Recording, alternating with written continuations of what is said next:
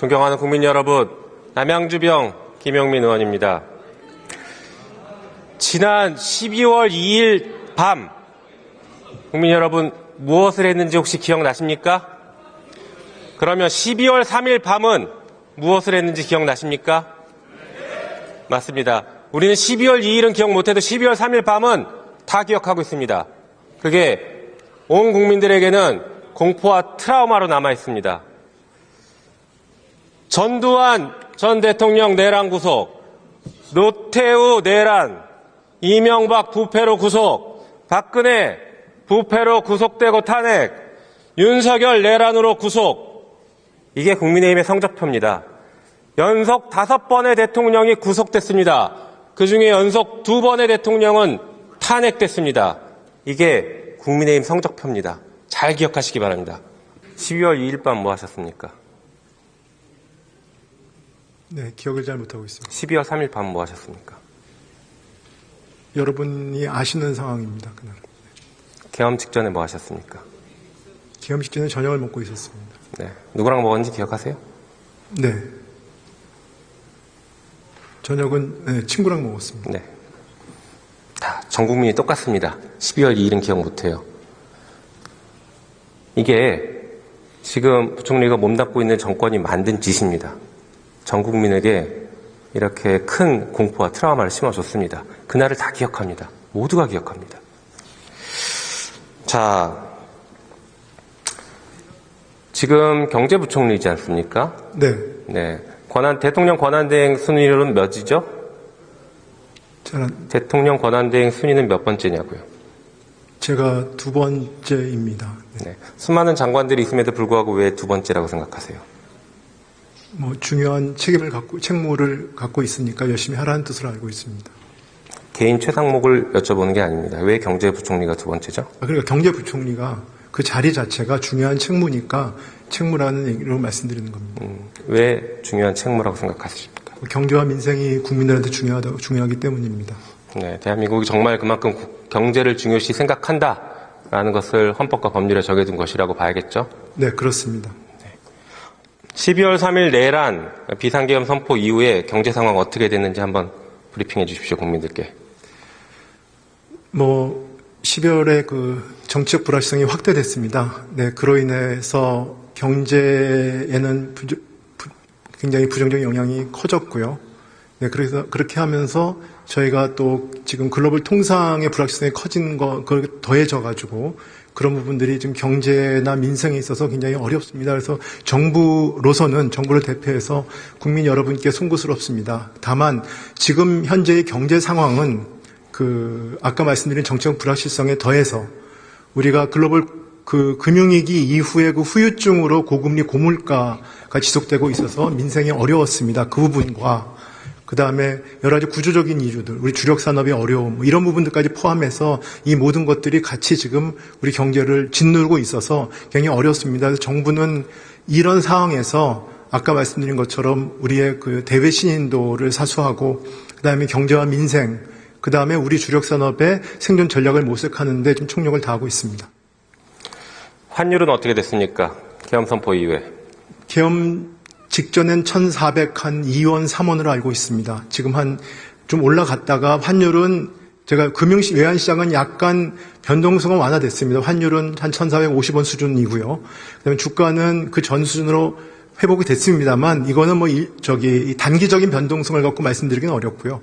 이런 부분들은 저희가 항상 유념을 하면서 대외 시인도 확보를 위해서 노력을 하고 있습니다. 그 단기적인 변동성 때문에 엄청나게 많은 손실을 본 국민들이 계세요. 별거 아닙니까? 별거 아니란 말씀을 드리는 건 아닙니다. 우리 경제를 물어보시니까 말씀을 드리는 겁니다. 단기적인 변동성이 별거 아닌 것처럼 마치 지금 다 해소된 것처럼 말씀하셨어요. 브리핑을 해달라고 하셔서 단기적으로는 회복이 됐고 그렇지만 안심할 때가 아니라고 말씀을 전 드렸을 뿐입니다. 알겠습니다. 전 그런 객관적인 사실을 말씀드렸습니다. 네.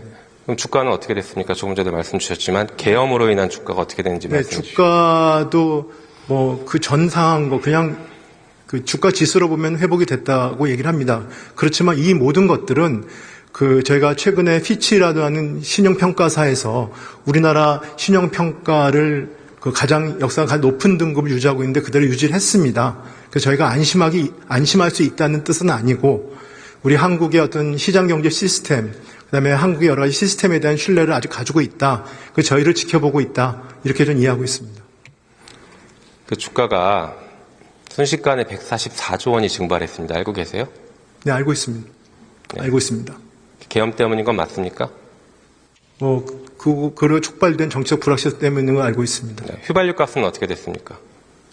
휘발유 값은 그건 국제 유가의 영향을 받습니다. 네, 그렇습니다. 환율의 영향도 받죠. 네, 물론 받습니다. 네. 네, 휘발유 값이 어떻게 되는지 국내 휘발유가에 대해서도 한번 말씀해 주십시오. 국내 휘발유 값도 아까 환율의 영향 때문에 네, 높은 수준을 유지하고 있습니다. 네, 1,600원이던 휘발유 값이 1,700원대를 넘어 지금 1,800원대까지 찍고 있습니다. 네. 네, 계엄의 여파가 있습니까? 없습니까? 여파가 있습니다. 네. 자, CDS에 대해서 한번 말씀해 주시겠습니까? CDS가 어떤 것인지 우리 부총리는 당연히 알고 계시겠지만 모르시는 분들이 있을 것 같으니까 잠깐 설명해 주세요.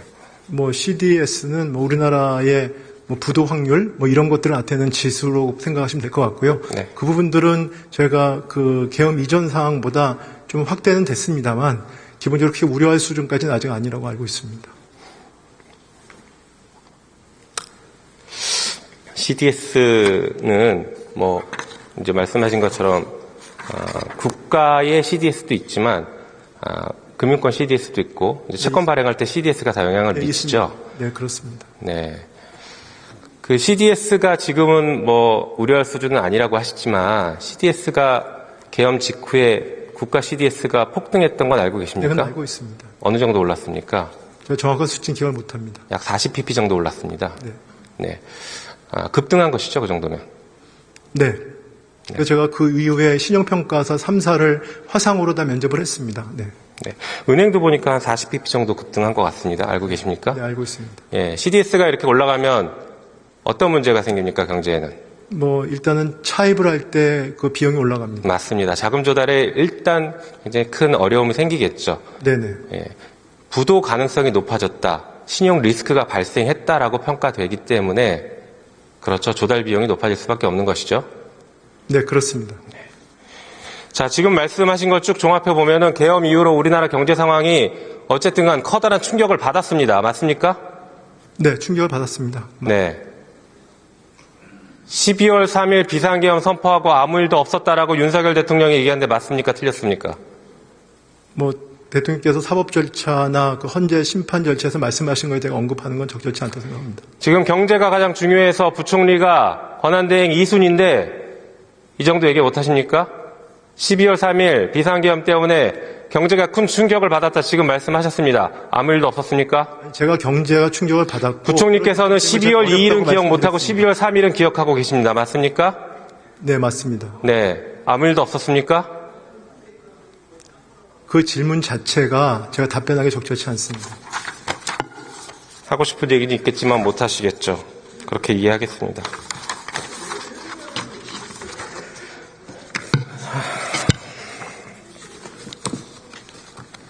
자, 12월 3일 얘기를 좀 더 해보겠습니다. 자, 부총리는 21시 55분경 용산에 도착했다라고 답변하신 것 같아요. 그 상황 한번 말씀해 주십시오. 네, 용산으로 들어오라는 연락을 받고 누구한테 받았습니까? 당시에 부속실장이 연락을 했습니다. 네. 그래서 저는 어떤 이유인지는 모르고 네. 집에 있었기 때문에 사복 차림으로 9시 갔더니 도착 시간이 한 그 정도 됐어요. 9시 55분쯤 됐습니다. 네. 그 이후에 발생한 얘기를 간략하게 한번 말씀 주십시오.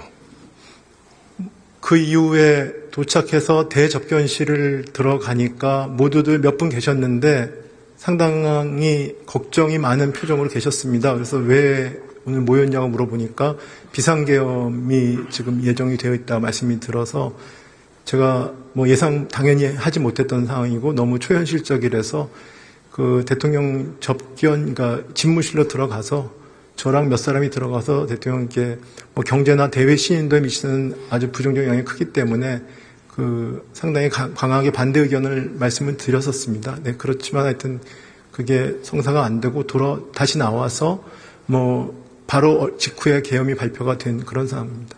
그러면 대통령실에 이제 5층 집무실을 말씀하시는 건가요? 네, 그렇습니다. 누구 가셨어요? 제가 정확히 기억이 안 납니다. 왜냐하면 들어갔는데 저를 따라서 두 분 정도 들어왔는데요. 정확히 기억이 안 납니다. 당시 상황은 대통령이 장관들을 1대1로 설득하는 상황이었다라고 하는데 맞습니까? 그거는 큰 틀에서 제가 간이가 몇 분이 앉아 계셨고요. 아마 한 명씩 오면은 이제 그 사람들한테 얘기를 하는 그런 거였는지 모르겠습니다만, 하여튼 전 제가 들어갔습니다. 대통령 집무실은 국무회의를 하는 장소는 아니죠? 집무실은 대통령 집무 보시는 장소입니다. 옆에 대적견실은 회의도 합니다. 네. 집무실은 그러니까 국무회의를 하는 장소는 아니죠? 네, 그건 아닙니다. 네. 그러면 들어갔을 때 다른 분도 계셨다. 그러니까 대통령은 제가 들어갔을 때 대통령 혼자 계셨고, 네. 저를 따라 들어온 그 국무위원이 두 분 정도 계셨습니다. 그럼 한 3분 정도 들어가셨습니까? 네, 그렇습니다. 대통령께서 들어가자마자 뭐라고 얘기하시던가요? 제가 먼저 얘기했습니다. 뭐라고 하셨습니까? 비상계엄을 하신다는, 제가 정확히 워딩은 기억은 안 납니다만, 네, 아까 말씀드린 취지만이라도? 것처럼, 네, 큰 틀에서는 제가 비상계엄을 하시면 안 된다라고 말씀을 드렸습니다. 뭐라고 하시던가요? 제가 경제를 담당하는 장관이기 때문에 경제나 대외 신도에 엄청난 타격을 줄 수 있기 때문에 그건 안 됩니다라고 말씀을 드렸습니다. 아니, 대통령이 뭐라고 답하시던가요? 워딩은 정확히 기억이 안 납니다만, 제가 검찰에나 경찰에도 말씀을 드렸기 때문에 돌이킬 수 없다 이런 정도의 취지의 말씀을 하셨습니다. 왜 계엄을 선포한다고 하던가요? 그런 말씀은 전 그 자리에서 못 들었습니다. 못 들었어요? 네. 그러면 계엄을 하는 논의가 아니라 통보의 자리였습니까? 글쎄, 큰 틀에서 그 자리를 어떻게 보실지는 많은 분들이 판단하시면 될 것 같고. 논의를 했으니까 통보를 받은 겁니까? 네, 저는 아까도 말씀드렸듯이 직전에 갔기 때문에 그런 자리에 제가 참여하지 못했습니다. 통보를 받으신 거예요? 통보를 받았다는 표현이 하여튼 그 상황을 알게 됐다 이렇게 말씀드립니다. 들어가서. 법대 나오시지 않았습니까? 네, 맞습니다. 네. 정확한 용어를 좀 구사해 주시면 좋겠어요. 기억이, 워딩이 정확히 기억 안 나는 건 누구나 그럴 수 있습니다. 네. 하지만 그날 발생했던 일에 대해서 국민들 앞에서 말씀하실 때에는 그래도 법을 공부하신 분답게 좀 정확한 표현을 써주시는 게 좋을 것 같아요. 통보라고 봐야 되지 않습니까? 논의는 못했죠? 논의는 아니었건 분명합니다. 네. 자, 계엄 지시 문건 알고 계시죠? 네. 한번 보여주실까요? 저 문건입니다. 기획재정부 장관. 이 문건 받은 경로가 어떻게 됐는지 몇 번 말씀하셨지만 계속 진술이 좀 다른 것 같습니다. 지금 이 자리에서 정확하게 정리 한번 해주십시오. 어떻게 받았는지. 저는 같이 진술했다고 생각하는데 좀 다르면 다시 한번 확인을 드리겠습니다. 네, 저거는 제가 대통령실에서 나오기 직전에 어떤 실무자를 통해서 접혀 있는 상태의 쪽지를 받은 상황입니다. 네, 그렇습니다. 그렇게 간단한 상황은 아니었던 것 같습니다. 처음에 이렇게 얘기했어요. 대통령이 들어가시다 갑자기 저한테 참고하라고 종이를 접어서 접은 종이를 주셨습니다. 대통령이 직접 줬다라고 처음에 진술했습니다. 그 바로 뒷질문에 알고 있습니다. 네, 고민정 의원실인데 그 뒤에 제가 그거는 정확히 보는 경로를 말씀드린 거고요. 네, 그래서 다시 한번 말씀을 드리면 제가 대통령실에서 나오기 직전이니까 대통령께서 대적견실에서 집무실 들어가시기 직전에 저에게 참고하라는 취지로 그 말씀이 계셨고, 그 다음에 그 부분들을 옆에 있는 누군가가 저한테 그 쪽지를 전달해 주는 것입니다. 그러니까 대통령에게 받은 게 맞네요. 직접 받은 건 아니면 대통령이 있는 자리에서 제가 받은 건 맞습니다. 대통령이 옆 사람한테 주라고 해서 줬으면 대통령이 준 게 아닙니까, 그게? 그러니까 저는 상황을 설명을 정확히 드리는 거 아니겠습니까? 네. 네. 그러면 어쨌든가 대통령이 옆에 누군가에게 주라고 해서 그 종이를 받은 건 분명하죠. 네, 그렇습니다. 그런데 왜 윤석열 대통령은 헌법재판소에서 준 적이 없다고 합니까? 제가 그건 알 수 없는 상황입니다. 제가 그 부분은 알 수 없는 상황 아니겠습니까? 네. 네. 김용현 전 국방부 장관은 자신이 작성해서 자기가 실무진을 통해 줬다라고 하는데 맞습니까? 그것도 저는 알지 못합니다. 저는 그 자리, 일단 전 실무자한테 받았기 때문에 누가 작성했는지 제가 알 수 없는 상황입니다. 네. 알지 못하는 게 아니라 지금 제 얘기는 윤석열 대통령은 준 적이 없다고 얘기하는 것은 거짓말이고 김용 의원은 자기가 작성해서 대통령이 알 수 없는 상황에서 실무진을 통해서 줬다라고 하는 것 역시 지금 부총리의 진술대로면 거짓말이지 않냐 그걸 묻는 겁니다. 네, 그 뭐 제가 그건 판단하기 어려운 사항인 것 같습니다. 네, 그건 국민들께서 판단하시는 것으로 하겠습니다. 자, 이렇게 얘기하셨어요. 대통령이 제 이름을 부르시더니 저를 보시더니 참고자료 이것 참고하라고 하니까 옆에 누군가가 줬다 이렇게 얘기했습니다. 네, 그때 이름 불렀습니까? 제 직책을 불렀습니다. 근데 왜 이름을 불렀다라고 말씀하십니까? 제가 그거를 이름이라고 혹시 부총리께서 이름이 경제부총리입니까? 아니요, 기획재정부 장관이라 불렀다고 제가 분명히 기획재정부 뒤에, 장관입니까? 그 뒤에 제가 기획재정부 장관 이렇게 부르시더니라는 말씀을 제가 드린 것 같은데. 근데 왜 이름을 불렀다라고 돼 있을까요? 그렇게 말씀하셨을까요, 처음에? 뭐 모르겠습니다. 제가 그 단어를 그렇게 뭐 기획재정부 장관은 제 직책인데 글쎄요. 네. 평소에 대통령이 뭐라고 부르십니까? 기재부 장관 아니면 부총리 이렇게 불렀습니다. 네. 이름을 부른 적은 없습니까? 뭐 아주 가끔 뭐 사석 자리에서는 한두 번 부른 적은 있지만 평소에 이렇게 이름을 부르지는 않습니다. 네. 이날도 이름 불렀을 수도 있겠네요. 아닙니다. 그건 아닙니다. 그 자리에서는 이름을 부르지 않으셨습니다. 2024년 정부 예비비 불용액이 얼마입니까?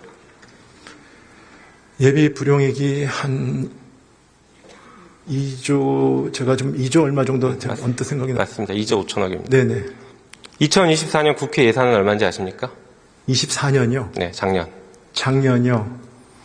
제가 올해가 673조니, 아니, 국회. 네, 올해요? 국회. 아, 국회? 네. 아, 국회 예산 잘 모르겠습니다. 잘 모르시죠? 네네. 편성은 하지만 잘 모르시죠? 네네. 네, 작년은 7,600억 정도였습니다. 네. 네, 아까 문건 다시 한번 보여주시죠.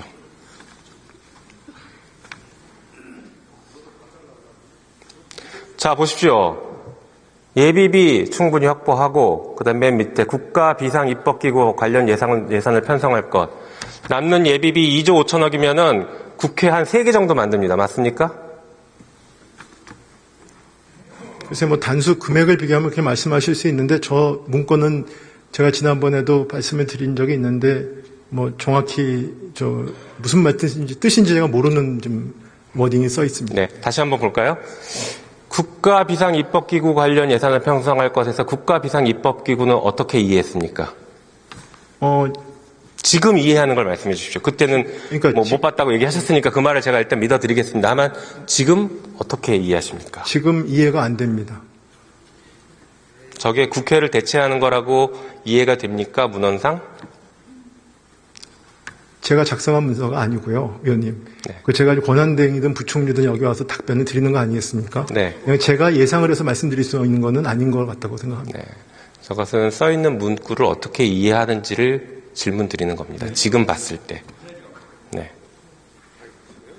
잘 정확히 무슨 뜻인지 모르겠다고 말씀드리지 않았습니다. 모르겠습니까? 네. 네.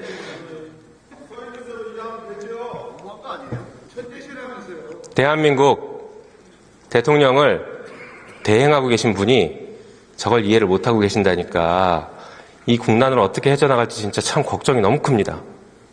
국민들께서도 그렇게 생각하실 것 같습니다. 잠깐 들어가시고 금융위원장 잠깐 나오시겠습니까? 12월 3일 밤 뭐 하셨습니까? 집에 있다가 계엄 발표를 보고 F4에 소집돼서 왔던 기억이 납니다. 기억하시죠? 예. F4A는 왜 했습니까? 비상계엄 이후에 발표 이후에 시장 상황이 굉장히 외환시장은 열려 있었는데 굉장히 불안했고 그런 부분들에 대해서 어떤 조치를 해야 될지 어떤 메시지를 내야 될지 이런 부분들에 대해서 논의하기 위한 것이었습니다. 비상계엄은 어떻게 알게 되셨어요? 집에서 TV 보면서 살았습니다. 사전에 통지받지 못했고요. 이날 회의는 누구로부터 연락받았습니까? 저는 기재부 실무자 통해서 제일 먼저 연락을 받았고 그 직후에 아마 제 비서실에서 다시 통보받았습니다. 회의의 결론은 뭐였습니까? 회의의 결론은 그 시장 안정을 위해서 가능한 모든 조치를 하겠다라는 메시지를 냈고 그리고 구체적인 부분들은 그 다음날 아침 7시에 다시 모여서 논의하자 이런 내용이었습니다. 그게 비상계엄 상황을 도와주는 일이라고 생각했습니까? 그때는 비상계엄을 도와준다는 측면보다도 저희들이 금융시장 안정을 책임지고 있는 기관들이기 때문에 시장 안정을 위해서 어떻게 할 거냐 하는 부분에 대한 고민이 담겨 있습니다. 논의할 때는 계엄 해제가 될 것이라고 생각했습니까? 못했습니까? 그 당시에는 시간이 해제 의결이 되기 직전이었기 때문에 그 해제가 될 거라는 전제하에 논의하지는 않았던 것 같습니다. 국방부 장관은 비상계엄 선포 이후 시민들이 국회로 와서 질서를 유지하기 위해서 계엄군을 보냈다고 했습니다. 알고 계시죠? 네, 언론 보도를 통해서 들었던 거예요. 비상계엄 직후 F4에 참석하신 분들은 비상계엄에 따른 혼란을 최소화하기 위해서 외환시장 등등 여러 가지 거시경제에 대한 안전을 구축하기 위해서 모여서 유동성 무한 공급하겠다라는 발표를 했습니다. 계엄 도와주는 거 아닙니까? 그거는 계엄을 그 상황에서 저희들이 해야 될 일을 한 겁니다. 네. 역사는 어떻게 평가할지 모르겠지만, 물론 저도 그 말 믿고 싶습니다. 고지것대로. 필요한 일을 했을 수도 있습니다. 하지만 역사는 어떻게 평가할지, 그리고 조만간 법적 평가는 어떻게 될지는 좀 지켜봐야 될 것 같습니다. 네, 들어가십시오. 예. 자, 부총님 다시 나오시죠. 일단 대통령 공소장 한번 보실까요? 자, 저게 저렇게 돼 있습니다. 그러니까 피고인은 기획재정부 장관 최상목에게 미리 준비해 두었던 비상계엄 선포 시 조치사항에 관한 문건을 건네주었는데 거기에는 이런 것들이 적혀 있었다. 보신 적 있으십니까? 지금 처음 봅니다. 네.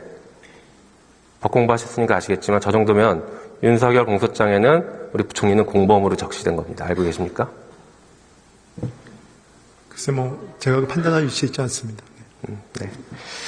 그래서 그런지 계엄을 수습하기 위한 정부의 조치에 대해서는 손을 놓고 오히려 방해하고 있습니다. 지금 특검법 계속 거부하고 있고 상설특검은 우리가 지난 12월 10일 날 209명이 찬성해서 표결했는데 왜 아직까지도 지금 오늘이 65일째인데 왜 아직까지도 임명 의뢰하지 않습니까? 제가 대행을 맡아서 보고를 받기로는 상설특검 관련된 국회 규칙에 대해서 헌법과 법률에 맞는지에 대한 지금 검토가 필요하다. 그래서 지금 저희가 숙고를 하고 있습니다. 그러니까 공범이라고 얘기하는 겁니다. 내란을 지금 옹호하고 내란을 지금 확산시키려고 온 힘을 다하고 있지 않습니까? 글쎄 그렇게 말씀하시면 저 공소장이 조만간에 최상목으로 변경될 수도 있습니다.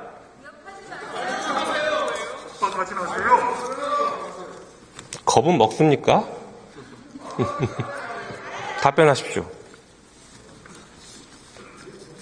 질문이 그러니까 제가 죄송합니다. 제 질문 놓쳤습니다. 죄송합니다. 왜 의뢰 안 하냐고요? 그러니까 상설특검 말씀드리지 않았습니까? 상설특검 자체가 그 상설특검의 어떤 국회 규칙 자체에 대해서 헌법과 법률에 따라서 이게 맞는지 부분에 대해 저희가 검토하고 있다고 말씀드렸습니다. 시간이 없습니다. 마지막 PPT 한번 보시죠. 헌법재판소법에 따르면 헌법재판소가 권한쟁의 심판에 대해서 결정을 하면 반드시 따라야 하도록 되어 있습니다. 모든 국가기관 기속력이 있고 부작위에 대해서는 자기 의무가 있습니다. 보십시오. 따르겠습니다. 일단은 지금 결정 전이기 때문에 예단에서 말씀드릴 수는 없고요. 여러 번 말씀드렸지만 헌법재판소의 결정은 존중합니다만 아직 결정이 안 됐기 때문에 예단에서 말씀드릴 수가 없다고 여러 차례 말씀을 드렸었습니다. 내란을 증폭시키는 행동입니다. 결정하면 따라야죠. 윤석열 대통령이 파면 결정이 나면 따라야 됩니까? 따르지 않아야 됩니까? 그것만 말씀해 보십시오. 마지막 질문입니다. 헌법재판소의 판단은 저희가 지금 존중해야 된다는 겁니다. 네. 탄핵 결정이 나면 따라야 합니까? 존중만 하면 됩니까? 그 부분은 제가 법률로는 그 자체로 효력이 발생하는 제 말씀을 막고 계시지 않습니까? 지금 얘기를 하려고 하는데 그 부분에 대해서는 법률적으로 그대로 효과가 있는 걸로 알고 있습니다. 네. 따라야 한다는 것으로 이해하겠습니다. 내란의 진짜 목적은 장기 집권입니다. 국회 입법 폭군이 탄핵이니 예산이니 다 새빨간 거짓말입니다. 윤석열은 장기 집권을 위해서 내란을 저지른 것입니다. 이것은 어떠한 일이 있어도 바뀌지 않는다는 것을 분명하게 말씀드리겠습니다. 경청해 주셔서 감사합니다.